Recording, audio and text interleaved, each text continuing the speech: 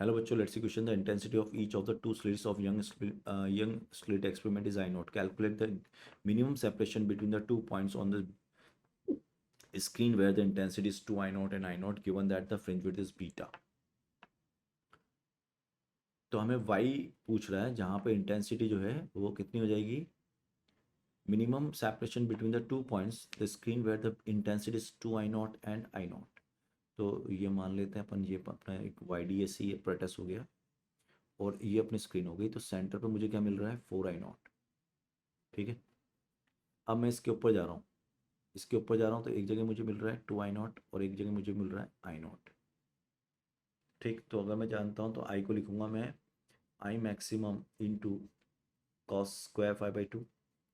तो I maximum I कितना है आपके पास, I मैक्सिमम बाई 2 पहले केस के लिए, and that is equal to I maximum cos square 5/2. तो ये जो आ गया यहाँ से तो कैंसिल आउट हो गया. तो कॉस 5/2 कितना हो गया आपका, 1/√2.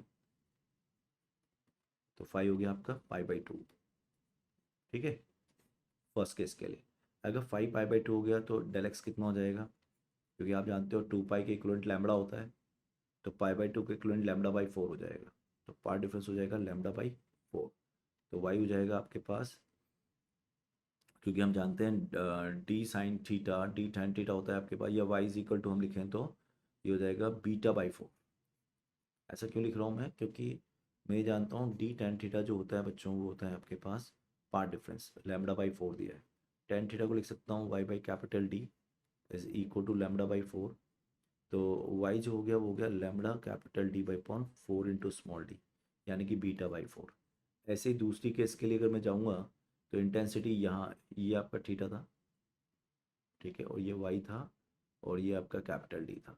तो अगर अपन दूसरे केस के लिए जाएंगे तो दूसरे केस में इंटेंसिटी 1/4 हो रही है मैक्सिमम की, और इंटू कॉस स्क्वायर 5/2. तो यहाँ से अपन जो कॉस 5/2 आएगा बच्चों वो आ जाएगा 1/2.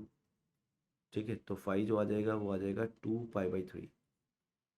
तो बीटा जो हो जाएगा, सॉरी वाई जो हो जाएगा वो हो जाएगा आपके पास सेम डिटो. अब पार्ट डिफरेंस लिखेंगे, ये 2π/3 है तो डेल एक्स कितना हो गया, दैट इज λ/3. सो ये हो जाएगा आपका λD/3D, यानी कि β/3. तो अगर दोनों का डिफरेंस निकालें, ये y2 है ये आपका y1 है. तो y2 माइनस y1 कितना हो जाएगा, that will be equal to β/12. So right answer of the question is C, all the best.